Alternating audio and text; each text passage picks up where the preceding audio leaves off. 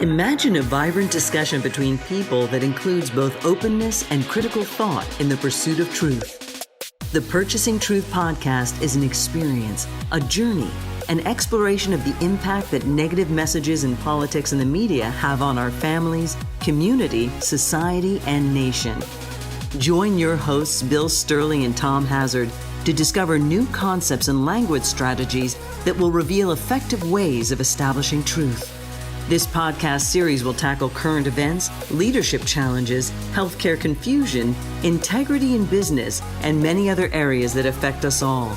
Gain clarity and understanding of the various truth perspectives. Welcome to Purchasing Truth.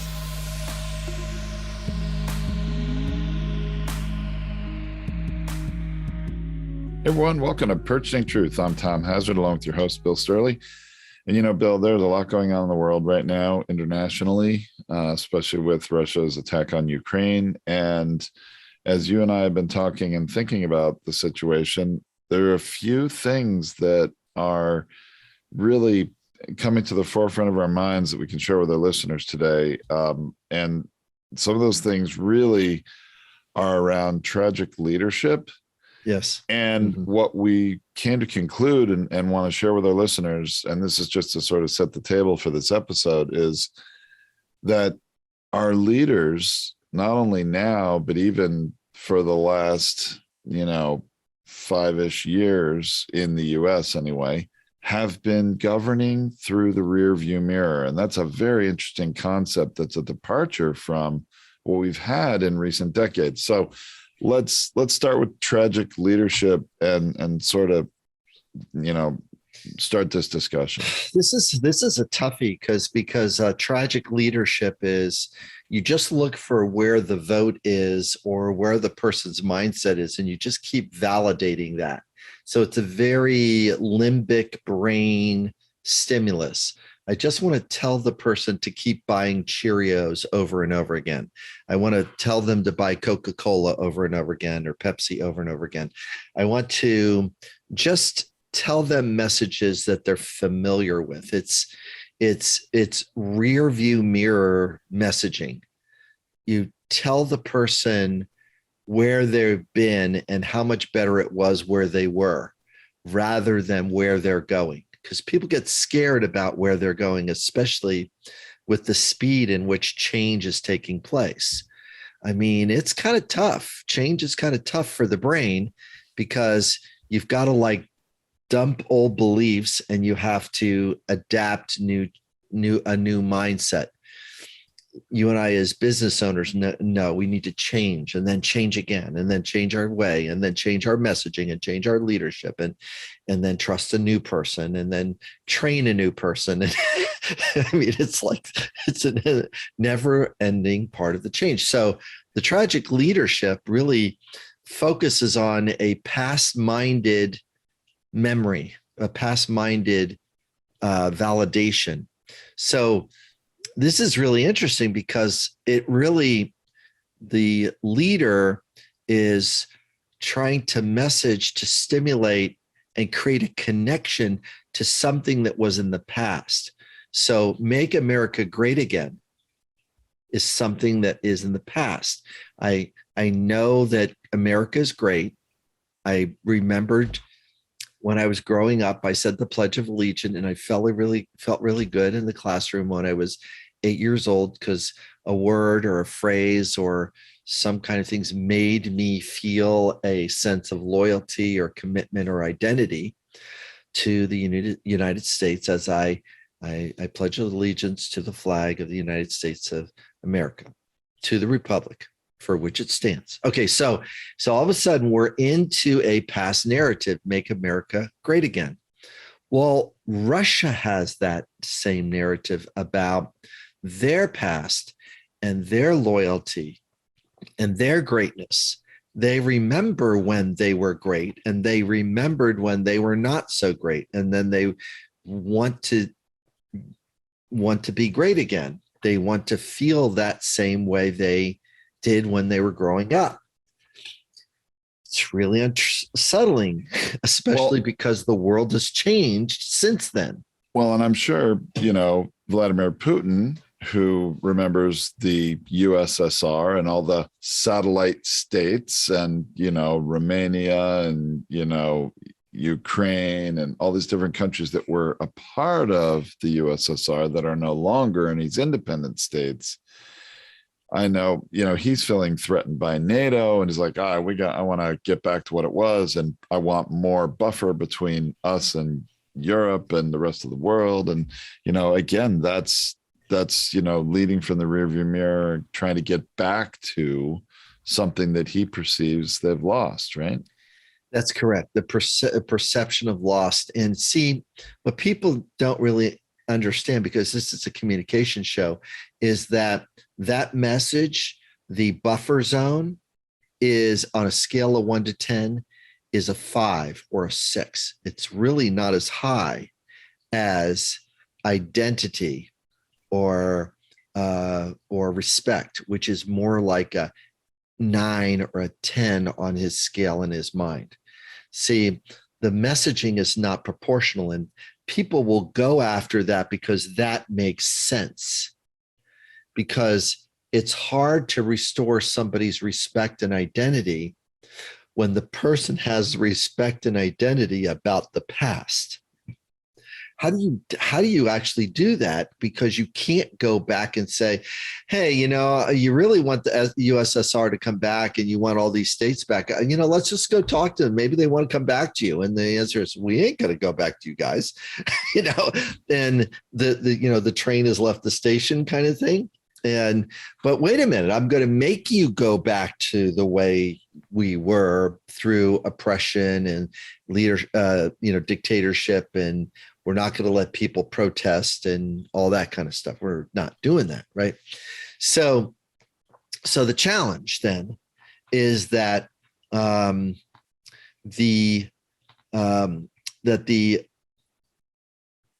what needs to take place is that you need to talk about the glory of the history, and then also set the vision for where Russia is going next.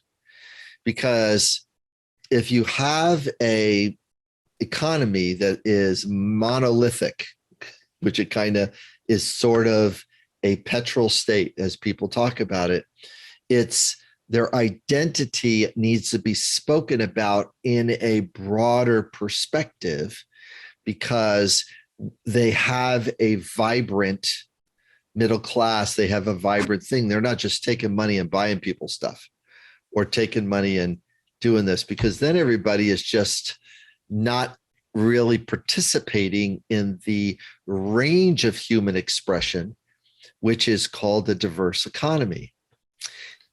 And they don't have one.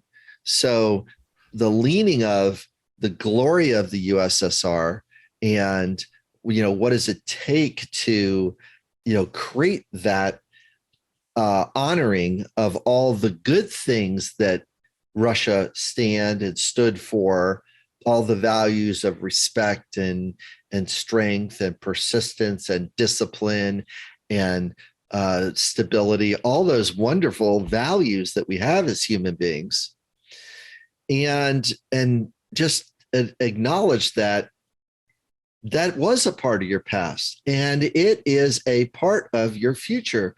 Look at your tennis player. Look at your this. Look at these. These are all people that are represented. There's achievements in space, right? And all that. If they're not getting credit or credibility for the things that their scientists have done and their peeps have done, then what winds up happening is that they're fighting for a very limited identity called the conquerors, and that's not a good identity to have, because then you just live into that identity. of, that type of person instead of building a diverse economy and stuff. Yeah, it remains to be seen what's going to happen. There's a lot of uncertainty around it right now, but things in the economy in Russia aren't looking very good. But I don't want to get off too much on the details of the conflict itself, because I think there's some very interesting things to realize about America in this as well. And you mentioned Make America Great Again. I'm not going to put this all on the Trump administration, although they certainly led from the rearview mirror in spades. But I was thinking about this, having seen highlights of the State of the Union address recently with President Biden's first State of the Union address, and then remembering back to him on the campaign trail. And what was his major slogan? And what did he sell America on to vote for him? Restoring the soul of America. Right. That is no less a rearview mirror theme, is it? It is. It is. And it's very challenging to talk about the soul, and because there's a spiritual element to it, and it's really hard to go like, well, what is, it almost would have worked better as restoring America's values first. I mean, I would have went simpler, values first: respect, truth, trust, cooperation, collaboration. We're doing those. I would have just went after values and just handed it. Yeah. And instead it was more of, pardon the expression, a pissing contest between one, rear view mirror vision and another. And there were enough people sort of tired of the one from Trump, and more people voted for the one from Biden. But what to me was eye-opening, Bill, is as we thought about all the previous administrations going back to Reagan even. So Obama, about hope and change. That's not a rear view mirror message. That's a future, set the vision, forward thinking. Right. Clinton bouncing the budget, what was his theme song from Fleetwood Mac? Don't look back. Don't look back. I think it's Don't Stop Thinking About Tomorrow. Tomorrow. Right? That's right. And so he had a very forward looking theme. Even, Reagan, government spending is bad. His vision was a future vision, whether you agreed with it or not, of changing American government to being less dominant in our country. And it wasn't trying to get back to something in the 50s. In fact, it was a change away from that, a future vision. That's different. Right. And JFK was the moonshot, right? Mm-hmm. He set the vision. We're going to take a man to the moon and restore him safely to Earth. Yeah. And even FDR, you go back to early 20th century and the New Deal. These are all future vision setting things. And boy, there's a big distinction and a shift that's taken place here since like 2015, 2016 in this the idea of governing from the rearview mirror. It may not even be an idea of theirs, but it certainly is what the last two administrations are doing. That's right. And if you think even further with JFK, it's like, don't ask what your country can do for you, ask what you can do for your country. That's inspiring, because you're saying, yeah, you know what? I'm not going to take the takeout. I'm going to see what I can do for my country. What is my individual engagement? Whereas, Make America Great Again turns into handout world. It's like when things were easier. Well, when things were easier is when you had enough money to buy stuff. Well, when did you have enough buy stuff? Well, when we were working and spending money on the products, and there was a building of the middle class and the person, that's when, well, if we want to really, do that, well, let's do that. When this was happening, the government spent time building the middle class, and they did some short-term / long-term goals about building the middle class to a certain level so that we can have that level of affluence. So you had enough money, and it was everything. You could buy stuff. You could like actually have enough money for a 2-week vacation. Only have one job to be able to have that, and then you had a personal life in the evening.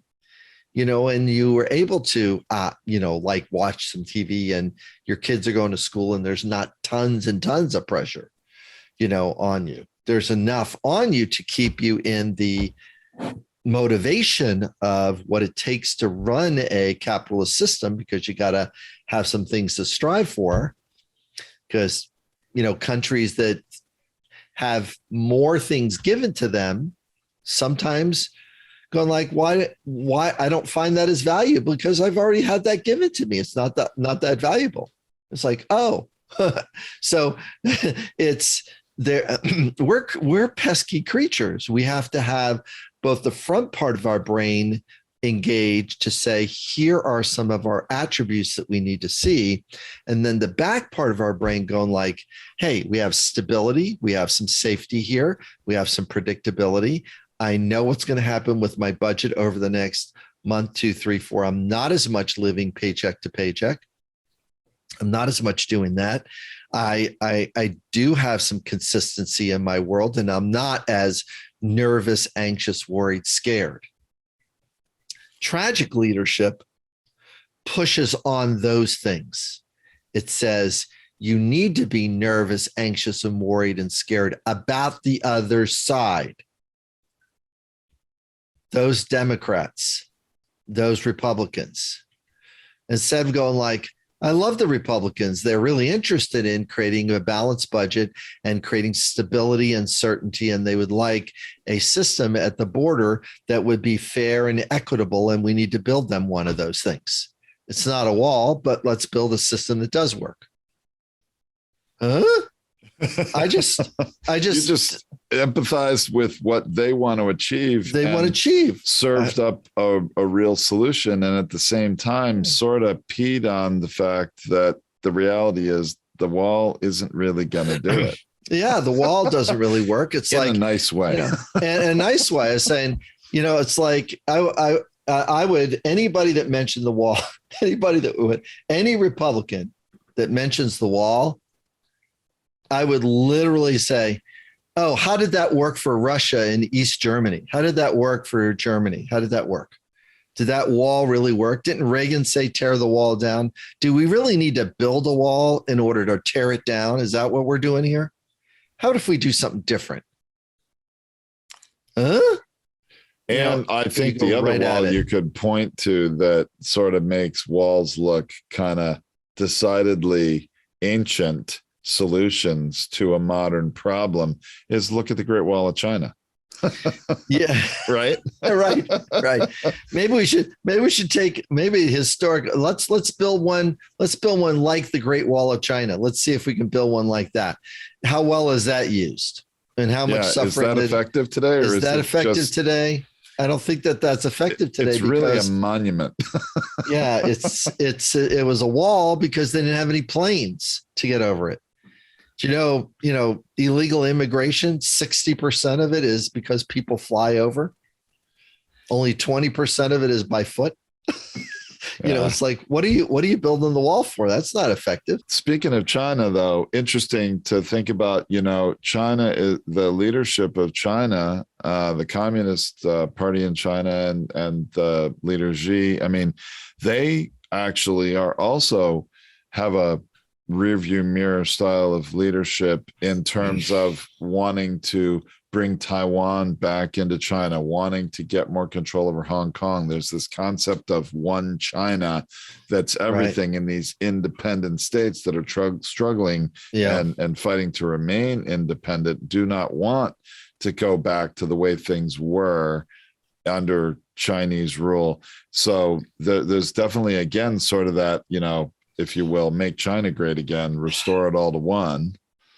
So it's interesting to think about the kind of leadership style that all of these different leaders, and shockingly, it's happened here in the United States with both different parties in the last two administrations. Yeah. It's happening in more authoritarian regimes or undemocratic regimes for sure.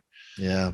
And that's very illuminating to me. Yeah, I appreciate that. I appreciate that insight. It's happened, and the diversity element of the United States is really problematic with that one identity.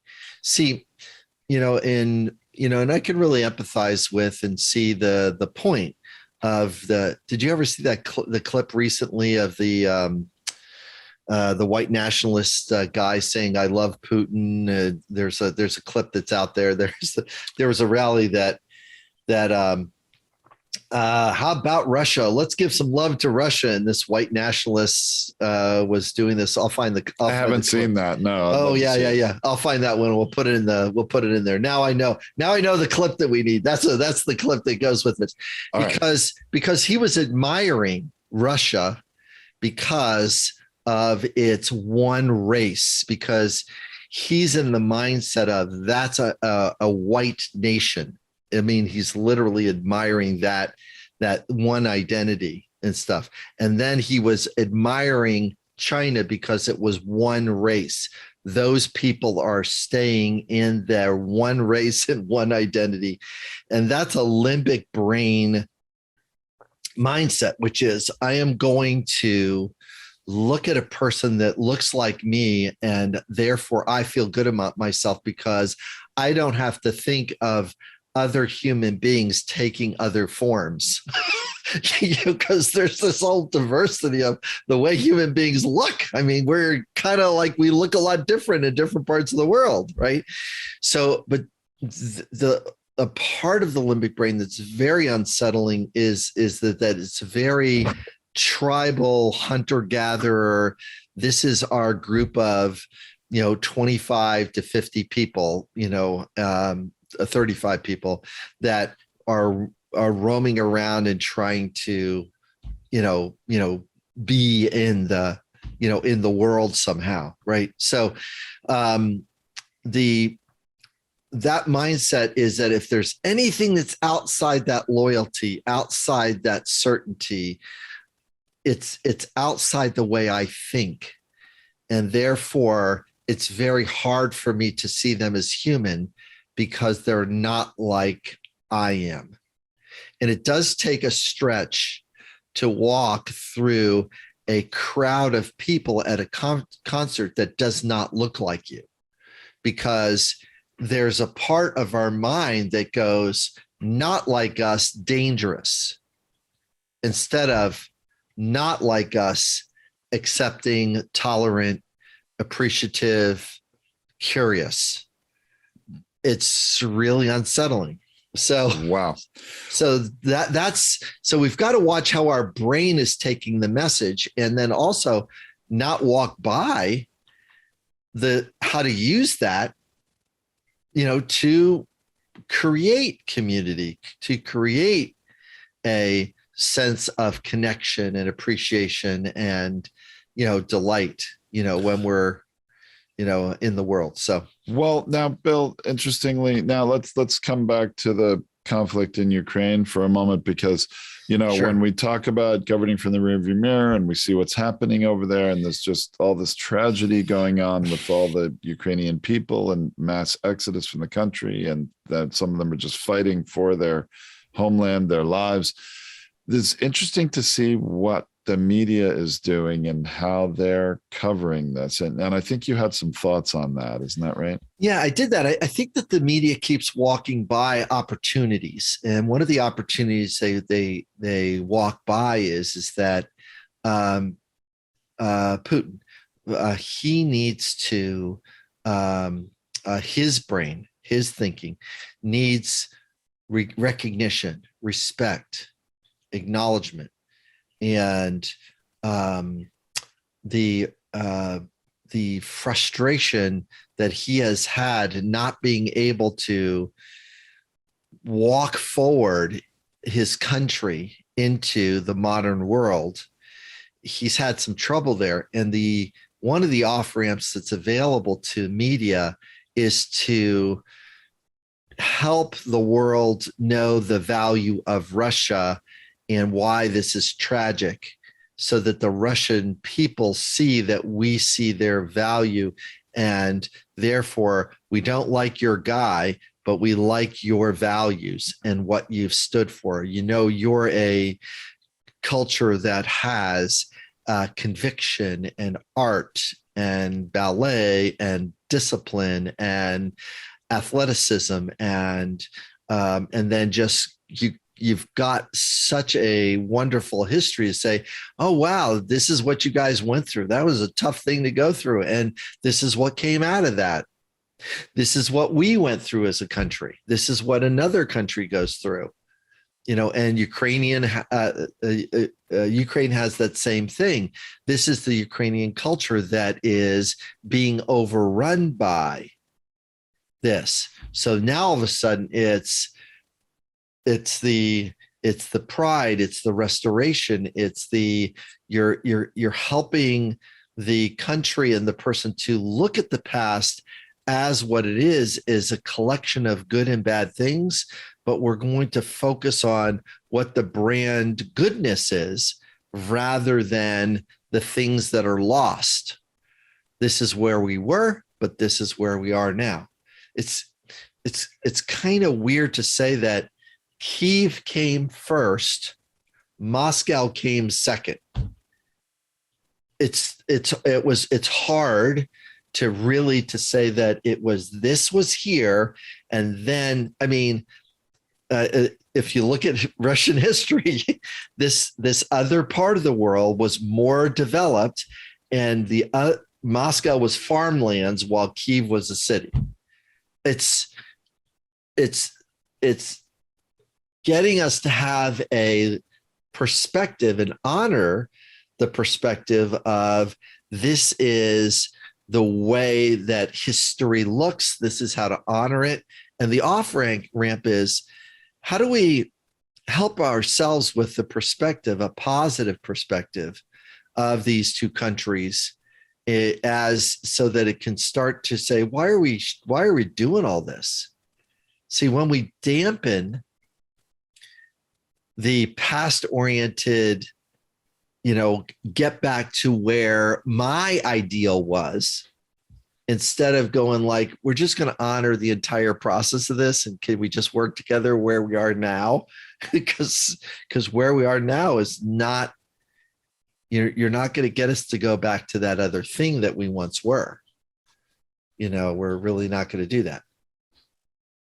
It's very interesting, the idea of helping highlight the identity of a country or a culture and give them some respect in a positive way. Right. And as a means to, not only highlight or give respect to them, but to then have the obvious contrast with the tragedy going on right now. Is that who you want to be? Is that who you want to be? Yeah. Is that who Russia wants to be? And you're dampening the aggression, and you're dampening the will of the aggressor. You're going like, do you really want to be a country? Because they're talking about Russia as a pariah state, like North Korea right now. I mean, and Iran, they're talking about them in that category. It's like, what are you doing? That's really unfortunate. And we're seeing stories, and obviously there's a lot of this story yet to unfold. There's a lot of uncertainty there, but we're seeing stories of Russian soldiers driving vehicles and Ukrainians standing in front of them. And the Russians are like, what? No, I'm not going to run over you people. And even reports of Russian soldiers who didn't think they were being sent to invade a country, but just doing some peacekeeping or exercises or something else, right? Right. They had no idea they were going to be shot at. It seems like that's at least the latest messaging that I've received. Because you and I know how propaganda works. We get a small piece of message, and then we pass on that message as if it's true. There is a truth to that only certain people knew they were going in, and certain soldiers did not necessarily know the full vision of things. And what are we supposed to do? It's like it's really, it's very, very difficult. It's very, very hard to realize that leadership forgets to really give a clear message, and then also the values that are supporting that message. And that's one of the things that Zelensky is actually doing. We're not going. We're going to be here. We're fighting for our identity and our culture, and we need some help to protect ourselves. That message is translating throughout the world. We're not moving. I am not leaving here. I'm staying here. He's a heck of an example of leadership, isn't he? He's standing for the value of an identity instead of to meet his own need for safety. He is standing for the need for respect and protection. See, I can't, as a person that is saying this is something that I'm going to lay my life down for. I mean, and people are going to hunt for me. I'm sure they are. Yeah. Oh yeah. There was one piece of media that I digested was that some Chechen rebels came in, and the Ukrainians, though, they caught them before they got in. There was a team of assassins and stuff. So it's that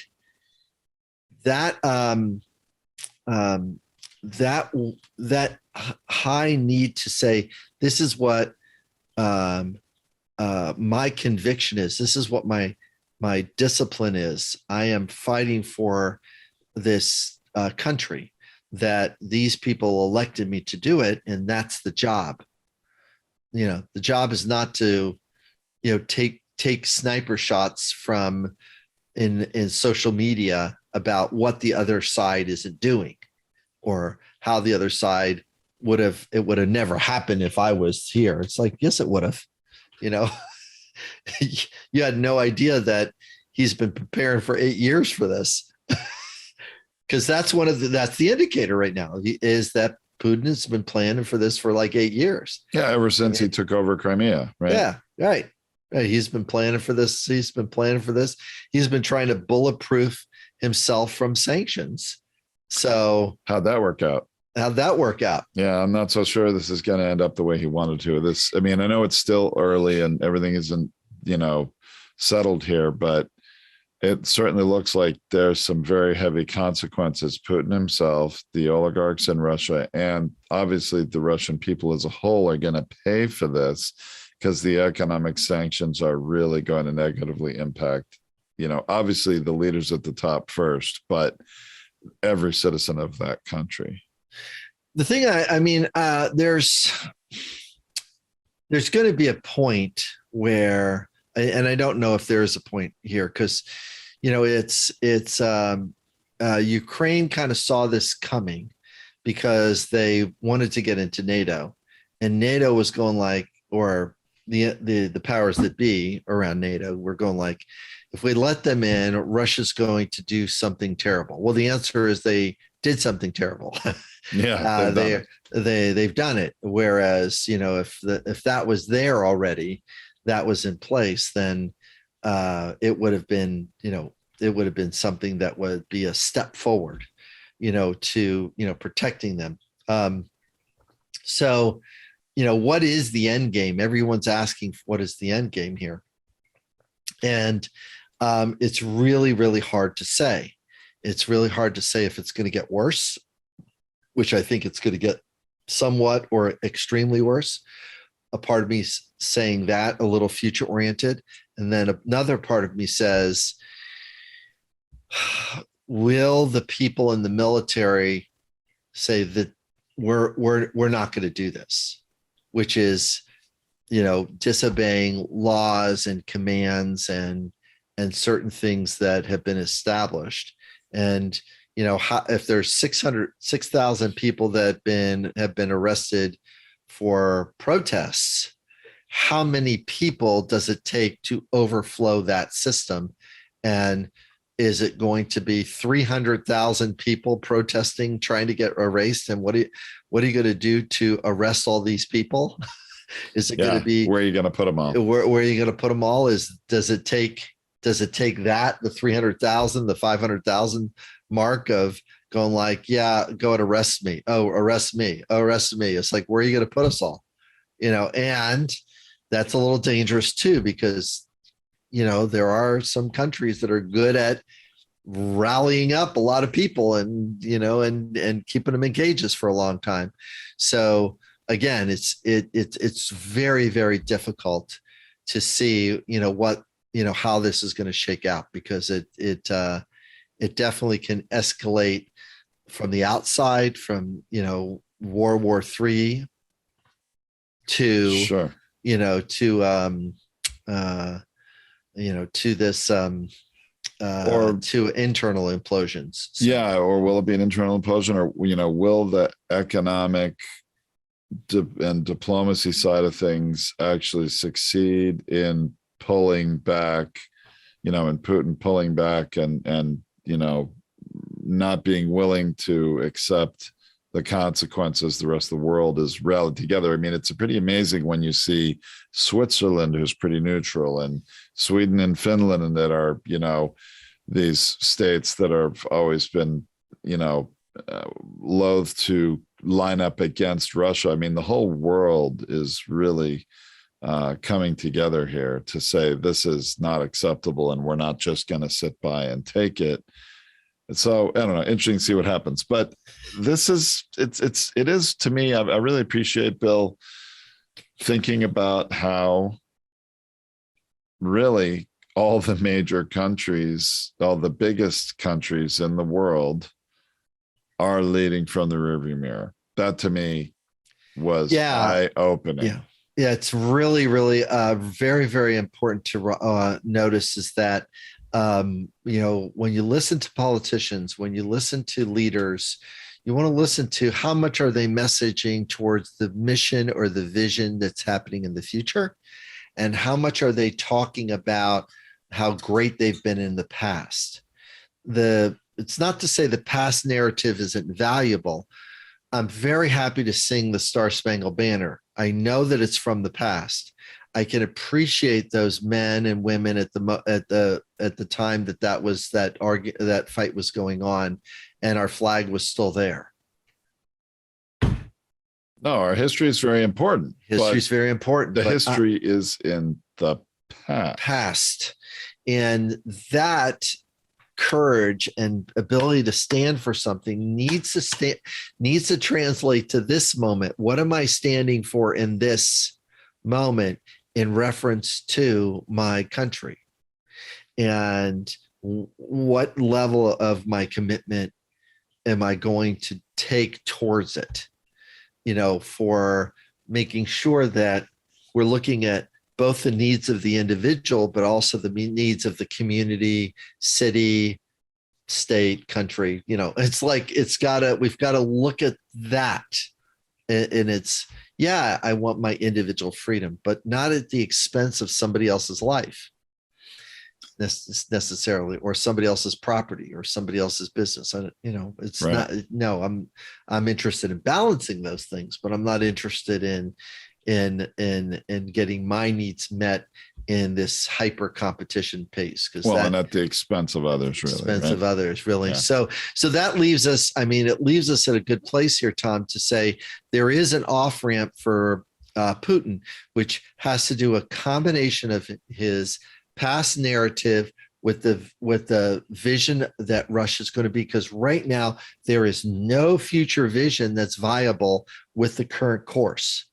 There needs to be a new vision to say, what is the new relationship going to be between Ukraine and Russia now, not as a subservient state, because if it's like that, they're in for 10 years of occupation, 5 years of occupation, 20 years of occupation. How many years did we spend in Afghanistan? How did that Way go? Too many. Yeah. Way too many, right? It's not, we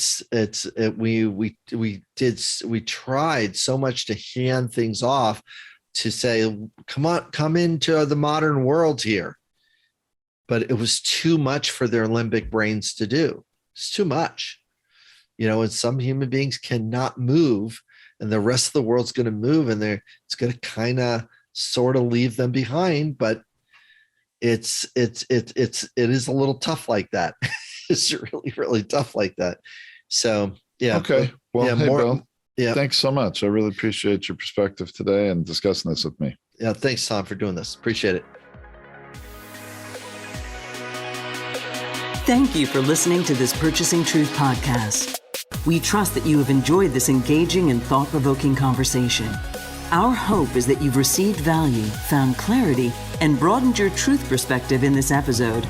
If you did, leave us a review or visit our website, purchasingtruth.com. Join us again for another informative and content-rich discussion here at the Purchasing Truth podcast. Don't just accept whatever information comes your way.